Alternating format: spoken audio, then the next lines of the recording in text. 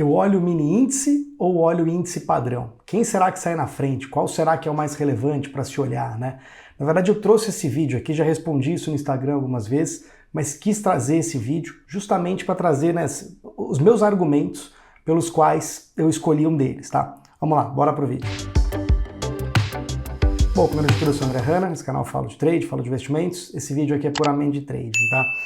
E por que eu trouxe esse tema aqui, né? Porque no passado, né, especialmente, sei lá, você pega ali um pouquinho, quando se criou os minis, era assim, líquido e certo que eram os padrões que mandavam no mercado, assim, o mini era completamente secundário, né? Existia um mini, e assim, algumas pessoas operavam mini por conta de tamanho e por aí vai, mas em termos de volume, em termos de número de negócio, em termos de entrada de fluxo, tudo se dava pelo padrão. E ao longo dos anos isso foi mudando, primeiro no mini índice, e depois do mini dólar, tá? E hoje, né, existe um consenso ali de que, pô, né, assim, essa liquidez virou, tá? Assim como virou nos Estados Unidos, no mini S&P, aqui também virou, e de fato virou, tá? Mas vamos lá.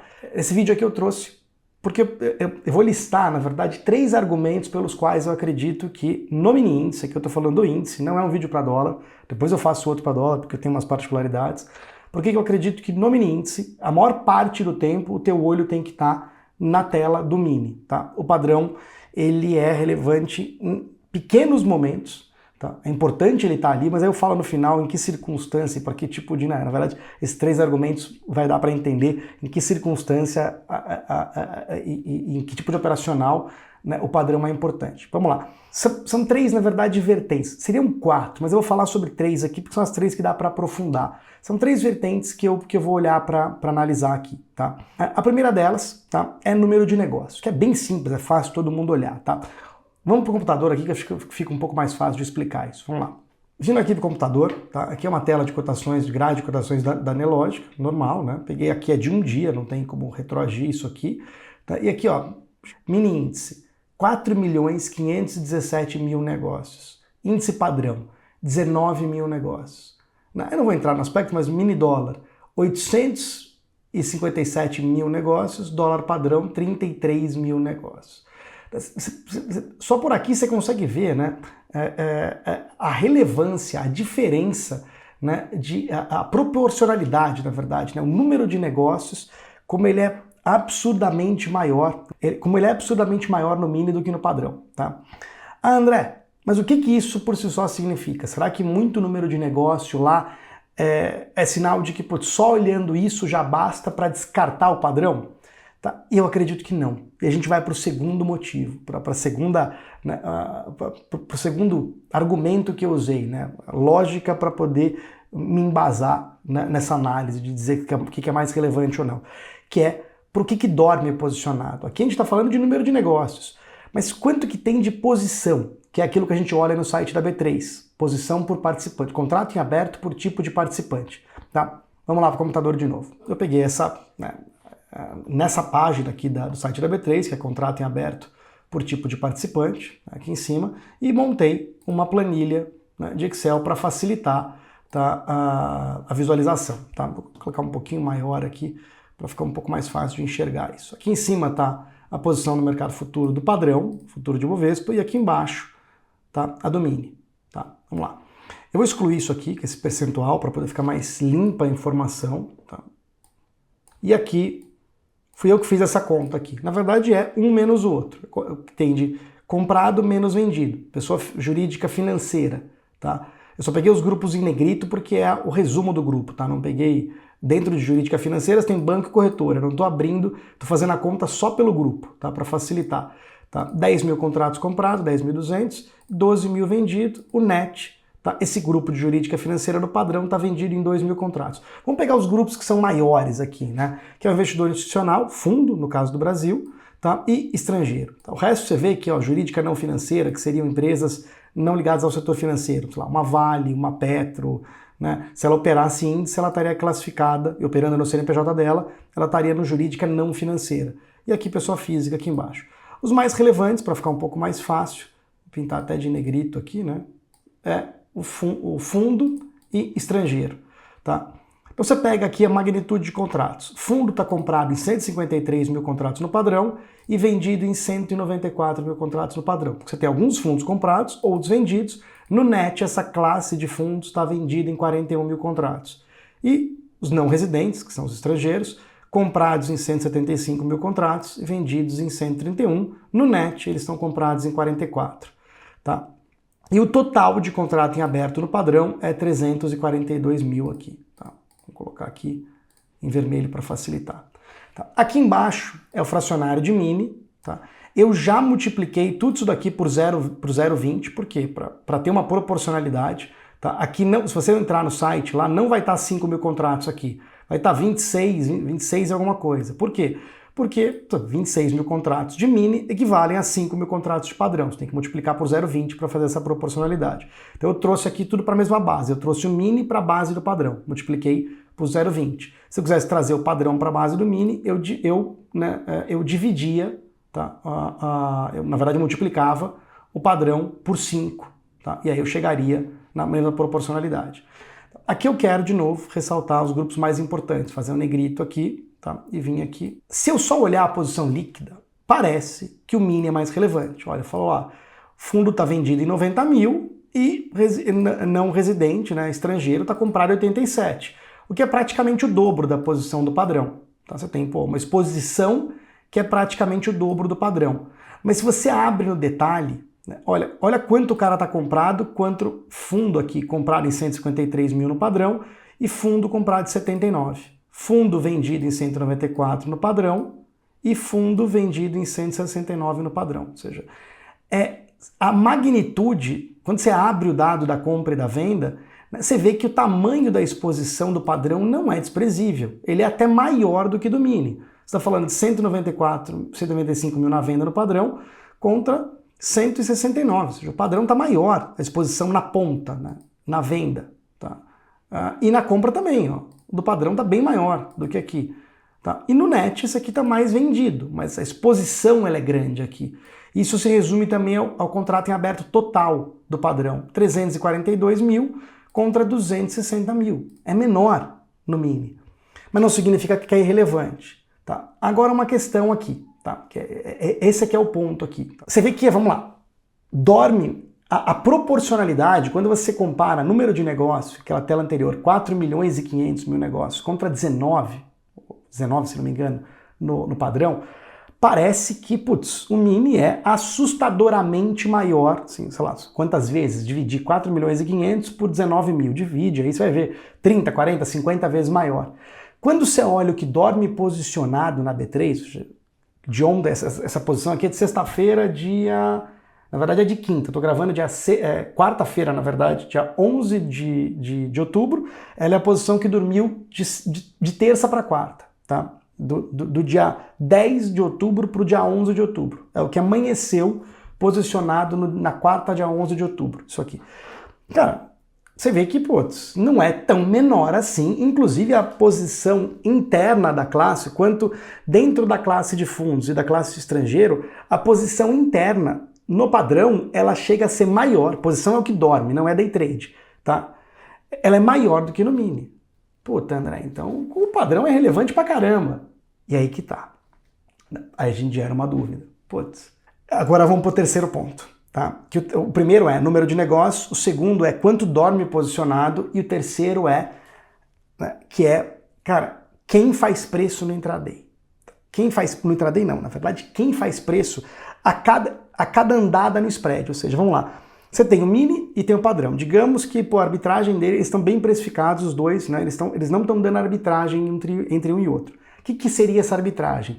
Cara, é uma coisa que você tem um notebook, cara, exatamente o mesmo notebook, num preço nos Estados Unidos e num outro preço no Brasil. Tá? Você compra ele a $1.000 nos Estados Unidos e vende a 10 pau no Brasil. Tá? Não dá. Né? Assim, se não tivesse taxa, não tivesse tributo e por aí vai, né, e fosse fácil de comprar lá, você ia comprar a $10 mil ia vender aqui, desculpa, $1.000, pagando, digamos que o câmbio se tivesse 5, você ia pagar R$5.000 nesse notebook convertido pelo câmbio, pô, ia vender aqui qualquer coisa acima de 5.000, se você conseguisse vender aqui, seria lucro, tá? No mercado de mini do padrão, né, você tem ali pessoas, arbitradores, na verdade, que antigamente eram pessoas físicas, hoje são HFTs, robôs high frequency, já faz um tempasso isso, na verdade, que, pô, eles arbitram o mini com o padrão, porque é o mesmo ativo negociado em praças diferentes, é como se fosse um notebook, o mesmo notebook que você compra nos Estados Unidos e vende no Brasil. É o mesmo conceito.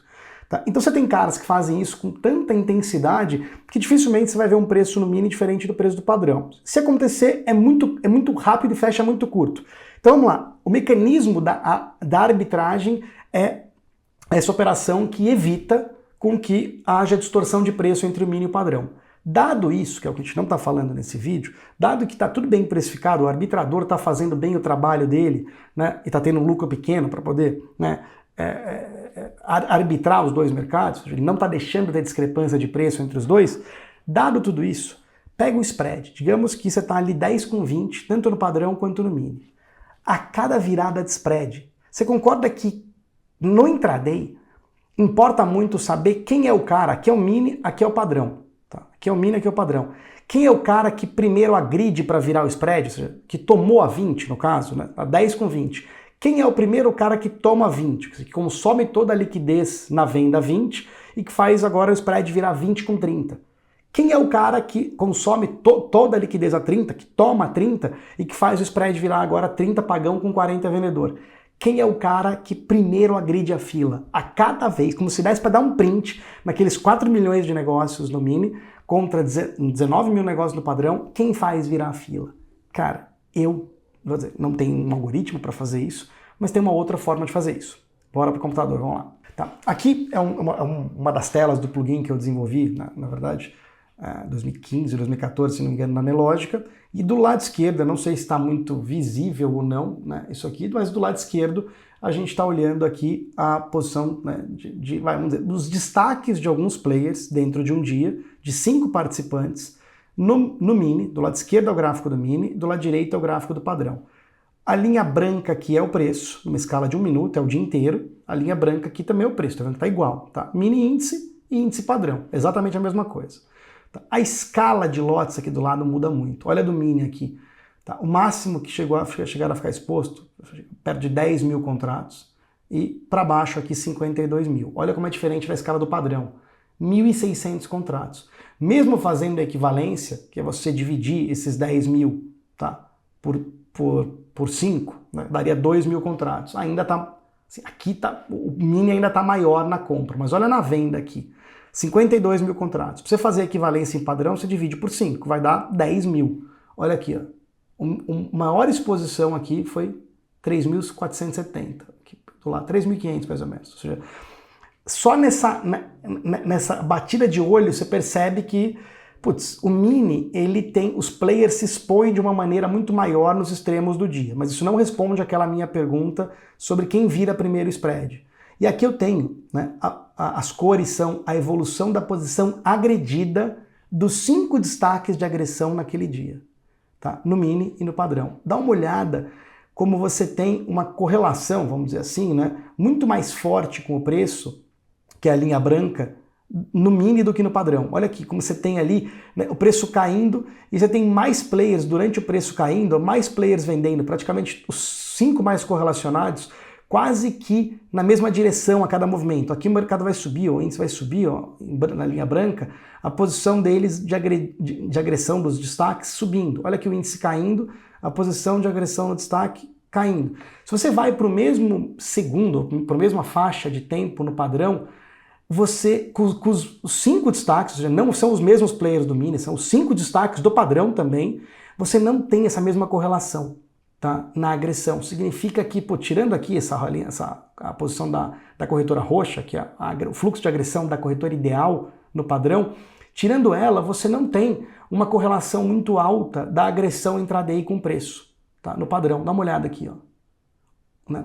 Olha como é muito diferente do mini. Como é que no mini você tem... Aí fala assim, é pouco, André. Você pega aqui um movimento desse aqui, ó, de queda. Tá? Esse movimento aqui das 11h50 da manhã até aqui, a meio-dia e meia, meia hora. A gente está falando de uma posição vendida, tá? Agredida na venda da Ideal, que é a verde, em mais ou menos 10 mil contratos vendidos. Saiu daqui, ó, e veio para cá. 10 mil contratos vendidos. Da azul, né, da ponta azul, que foi pelo modal, mais uns 3, 4 mil vem de agressão na venda. Se você somar o resto ali, XP, BTG, né, que é a roxa e a amarela, você está falando de mais 10 ou 12 mil de agressão líquida na venda cada um. No mesmo período aqui, ó, no padrão, do lado direito, das 11h50 até meio-dia, o máximo que você tem vendendo, tá, é 3, 4, 5 mil contratos de padrão. Não chega nem perto da exposição, né, em relação a esses movimentos no intraday do índice. Só para voltar aqui, né? Então, assim, você não chega nem perto. Né? Essa aqui seria uma proxy para essa ideia de, putz, se você conseguisse travar a cada ponto do spread, quem é o primeiro a consumir liquidez e a virar o spread, tanto para cima quanto para baixo. Esses dois gráficos que eu te mostrei, eles não respondem isso com precisão, mas eles são uma proxy para você chegar muito próximo dessa resposta, tá? Que eu disse aqui. E qual que seria a quarta, né? O quarto item para, né, resumindo aqui, né, para escolher entre o mini e o padrão?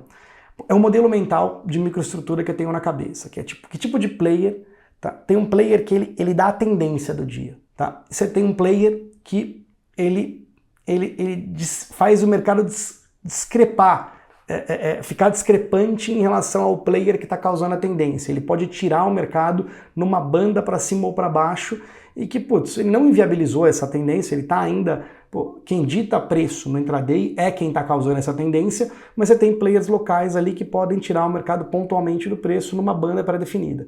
E você tem o HFT que faz ondas dentro dessas faixas. Tá? Assim, basicamente é isso dentro da minha cabeça. Tá? E aqui, né, o que eu enxergo?